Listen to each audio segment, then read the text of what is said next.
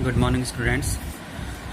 Last lecture में अपन ने पढ़ा था कि आवेशित चालक की सतह पर बल या दाब, जिसमें अपन ने ये डायग्राम देखा था। ये डायग्राम था कि ये गोला है और या फिर एक सतह है। इस सतह के ऊपर दो बिंदु लिए थे, एक बाहर P1 और एक अंदर P2। अब P2 चूँकि चालक था इसलिए इसके ऊपर जो विद्युत क्षेत्र की परिणामी तीव्रता है वो होगी 0, जबकि बाहर है उस पर होगी अधिकतम। तो बाहर वाले के लिए EP1 आया था σ/ε0 समीकरण नंबर 1, और अंदर वाले के लिए आया था EP2 बराबर 0, यानी आंतरिक भाग में 0, क्योंकि चालक है और चालक के लिए आंतरिक भाग में परिणामी विद्युत क्षेत्र की तीव्रता 0 होती है। ठीक, तो ये तो अपन ने लास्ट लेक्चर में कर लिया था। अब अपन इसका आगे का पोर्शन देखते हैं। भाई चालक को अपन ने दो भागों में डिवाइड किया था, एक तो AB ये वाला भाग, और एक डिवाइड किया था AC और B, इन दोनों वाले भागों में डिवाइड किया था। अब AB वाला पोर्शन तो अपन P1 के लिए मान सकते हैं और ACB वाला पोर्शन अपन P2 के लिए मान सकते हैं। दूसरा एक नज़रिया देखिए तो भाई यहाँ पर EP1 क्या है, σ/ε0, मतलब कुछ ना कुछ तो मान है, और कुछ ना कुछ मान है तो इसका मतलब क्या हुआ कि अगर मैं E1 और E2 को डिवाइड करूं तो ये दोनों इसका पॉजिटिव मान देंगे और EP2 0 है, यानी कि ये दोनों इसका नेगेटिव मान देंगे। कैसे देखते हैं। यदि अल्पांश AB के कारण निकट स्थित बिंदुओं पर विद्युत क्षेत्र E1 सदिश तथा भाग ACB के कारण E2 सदिश हो, तो अब यहाँ पर अपन E1 और E2 देखते हैं। इस वाले भाग के कारण तो E1 और इस वाले AB के कारण होगा E2। तो अब ध्यान देवें कि P2 पे E1 की दिशा बाहर की ओर, इधर की ओर। क्यों? क्योंकि E1 किसके कारण मिल रहा है, ACB के कारण मिल रहा है। तो इस बिंदु पर विद्युत क्षेत्र की दिशा सदैव बाहर की ओर। भाई प्लस ये वाला है तो इस पर बाहर की ओर किधर होगी, इधर की ओर। ठीक है। और अगर इसी बिंदु पर मैं AB के कारण ज्ञात करना चाहूँ तो भाई AB इधर है तो प्लस के कारण बाहर निकलती है, तो यानी इस बिंदु पर जो E2 की दिशा है वो होगी बाहर की ओर। ध्यान दे लेना, मैं एक बार फिर से समझा रहा हूँ कि इस P2 बिंदु पर मेरे को परिणामी तीव्रता के लिए व्यंजक निकालना है। भाई ACB के कारण E1 है, उसकी दिशा किधर होगी, बाहर होगी। क्यों होगी? क्योंकि प्लस आवेश इधर है तो बाहर इधर। अब इसी बिंदु पर मैं E1 के कारण ज्ञात करना चाहूँ, E1 क्या है, सॉरी E2 क्या है, AB के कारण। अब इस बिंदु पर दिशा हमेशा बाहर की ओर होती है, लेकिन इस बार इधर नहीं है, वो अल्पांश किधर है, AB इधर है, तो इस बिंदु पर E2 की दिशा इधर हो गई। तो यानी कि कुल मिलाकर मेरे को क्या कहना है कि इस बिंदु पर P2 बिंदु पर E1 की दिशा इस तरफ और E2 की दिशा इस तरफ, यानी कि जो परिणामी तीव्रता आएगी वो क्या आएगी, E1 माइनस E2 आएगी। ठीक है। और जबकि इस बिंदु पे देखें यहाँ पर तो बेटा AB के कारण तो वैसे ही प्लस बाहर की ओर, और ACB के कारण प्लस है वो भी बाहर की ओर। तो मैं यहाँ पर क्या कहूँ, यदि अल्पांश AB के कारण निकट स्थित बिंदुओं पर विद्युत क्षेत्र E1 सदिश तथा भाग ACB के कारण E2 हो, इसके कारण तो ACB के कारण E2 और उसके कारण E1, तो फिर क्या होगा, P1 पर देखो यहाँ पर क्या दोनों की दिशाएं एक समान है, तो E1 प्लस E2, तो यानी EP1 बराबर E1 प्लस E2।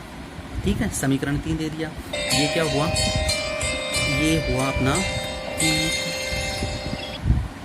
हाँ। तो अब देखो EP1 बराबर E1 प्लस E2।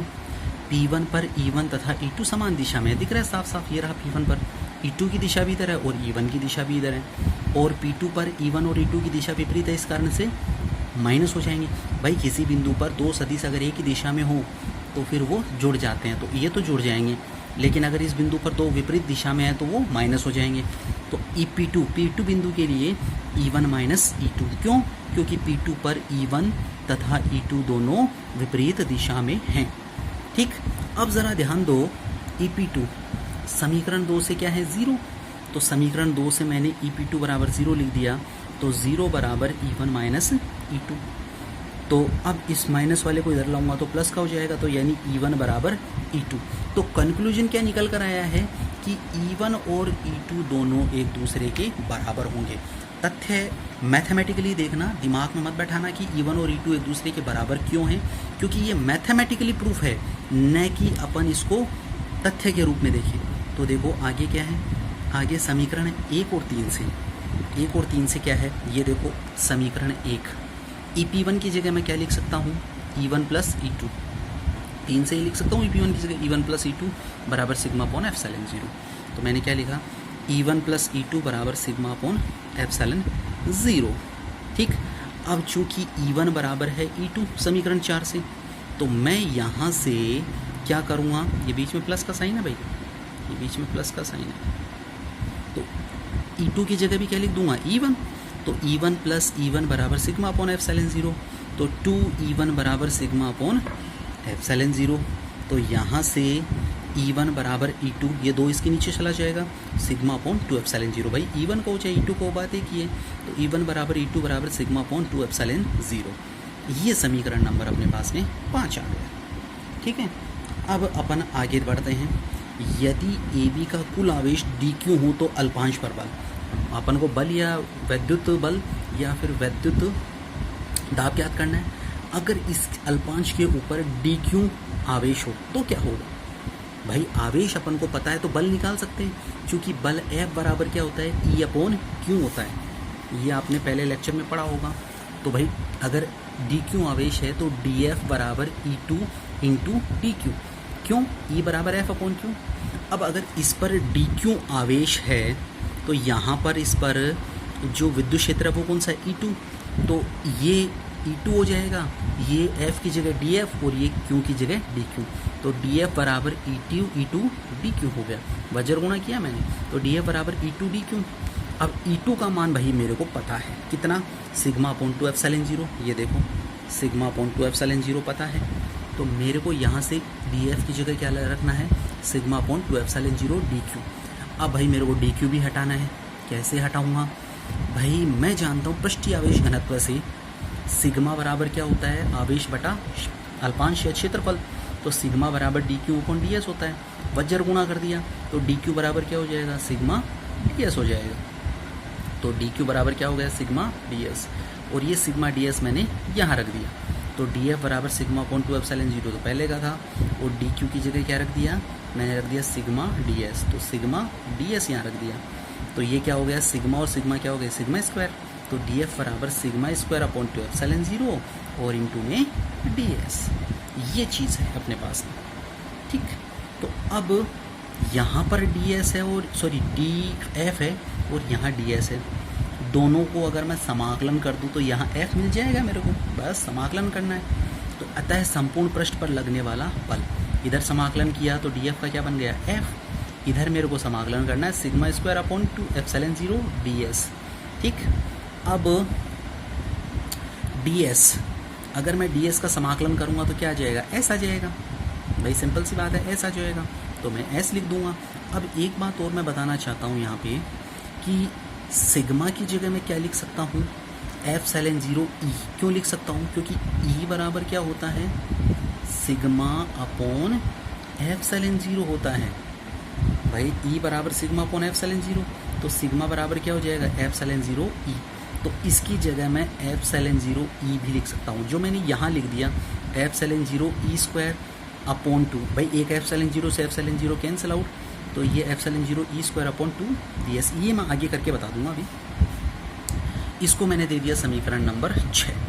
तो पृष्ठ के एकांक क्षेत्रफल पर बल या दाब, भाई बल दाब की परिभाषा से क्या होता है, दाब बराबर बल बटा क्षेत्रफल, यही होता है, दाब बराबर बल बटा क्षेत्रफल, इतना होता है। तो ये रहा दाब बराबर बल कितना है, DF अपॉन क्षेत्रफल कितना है, DS। अब इसके अंदर DF ये मान रखूँगा मैं यहाँ से समीकरण 6 से, तो P बराबर sigma square upon 2 epsilon 0 DS और DS, ये DS से DS कैंसिल आउट, क्या बचा, सिग्मा स्क्वायर अपॉन 2 एप्सिलॉन 0। भाई अगर मैं इसको सॉल्व करूँ तो ये समाकलन से DS क्या बन जाएगा, पूरे पृष्ठ का नाम इसका DS ही रहेगा, या S लिख सकते हो। अगर यहाँ पे S लिखोगे तो तुम्हें यहाँ पर भी S लिखना पड़ेगा और यहाँ पर भी F लिखना पड़ेगा। तो इसका एक तरीका और है कि तुम यहाँ से F बटा S ये भी कर सकते हो, दोनों बातें की, ठीक है। तो यहाँ F का मान ये रहा sigma square upon 2 epsilon 0 into S, तो और इस एस से एस कट जाएगा तो क्या बचा सिग्मा स्क्वायर अपॉन 2 एप्सिलॉन 0। ठीक, तो P बराबर कितना आया सिग्मा स्क्वायर अपॉन 2 एप्सिलॉन 0। अब देखो E बराबर सिग्मा अपॉन एप्सिलॉन 0, ये तो मान आया एक अलग से, ये मान तो आ गया। अब एक और मान लाएं भाई, ये तो सिग्मा में है, अपन लेकर आए E के अंदर मान, तो E के अंदर मान कैसे लाएं, वही तो उसके लिए E बराबर सिग्मा अपॉन एप्सिलॉन 0 होता है, वज्र गुणा किया तो सिग्मा बराबर क्या होगा एप्सिलॉन 0 इंटू E, इतना होगा। इस सिग्मा की जगह उठाकर मान ये रख देंगे एप्सिलॉन 0 E, तो एप्सिलॉन 0 E का होल स्क्वायर बटा तो एप्सिलॉन 0 से एप्सिलॉन 0 कैंसिल आउट, तो एप्सिलॉन 0 E स्क्वायर बटा 2, एप्सिलॉन 0 E स्क्वायर बटा 2, तो मान क्या निकल कर आया, एक तो सिग्मा स्क्वायर अपॉन 2 एप्सिलॉन 0 जो कि ये रहा, और एक आया एप्सिलॉन 0 E स्क्वायर बटा 2, और इसी दाब को वैद्युत दाब कहा जाता है। इसको बेटा अच्छी तरह से याद कर लेना, ये फॉर्मूला बहुत काम आता है। इसी फॉर्मूले की सहायता से अपन ऊर्जा घनत्व करेंगे। अब एक छोटा सा टॉपिक बचा है ऊर्जा घनत्व, और वो कंप्लीट होते ही चैप्टर नंबर 2 भी अपना पूर्णतया कंप्लीट है। पूरा डिटेल से कुछ भी नहीं छोड़ा है मैंने इसके अंदर, एक पॉइंट भी नहीं छोड़ा है, वो कंप्लीट हो जाएगा। तो ध्यान दें एक बार फिर से, पहले EP1 E1 plus E2, EP2 क्या हो गया E1 माइनस E2, फिर यहाँ से EP2 0 था, EP1 सिग्मा अपॉन एप्सिलॉन 0 था, चूँकि ये 0 था तो E1 बराबर E2, वो मान इसमें रखा sigma upon epsilon 0 E1 plus E2, तो ये E1 बराबर E2 बराबर सिग्मा अपॉन 2 एप्सिलॉन 0 हो गया। अब अपन को बल निकालना है, क्योंकि वैद्युत बल की परिभाषा से F बराबर होता है E अपॉन Q, तो अगर इसके लिए आवेश dq हो तो dF बराबर E2 dq, E2 का मान यहाँ रखा, अब dq का मान रखना पड़ेगा, चूँकि सिग्मा बराबर dq अपॉन ds होता है, तो यहाँ से सिग्मा स्क्वायर हो जाएगा, F बराबर इतना है। अब इसका समाकलन करते ही पूरी बॉडी के लिए या पूरे सतह के लिए F का मान निकल जाएगा। अब चूंकि दाब की परिभाषा से दाब बराबर बल बटा क्षेत्रफल होता है, तो ये ds हट जाएगा, तो क्या बचा सिग्मा स्क्वायर अपॉन 2 एप्सिलॉन 0। अब चूंकि E बराबर सिग्मा अपॉन एप्सिलॉन 0 बचता है, वज्र गुणा किया तो सिग्मा बराबर ये मान यहाँ रखा, तो क्या मान मिला 1/2 एप्सिलॉन 0 E स्क्वायर। ये इसकी ऊर्जा के भी मान हैं जो आगे आपको बता दिया जाएगा, अभी तक केवल इतना ही आप याद रखिए। तो ये आज का टॉपिक कंप्लीट होता है, इसको उतार लेना और याद कर लेना।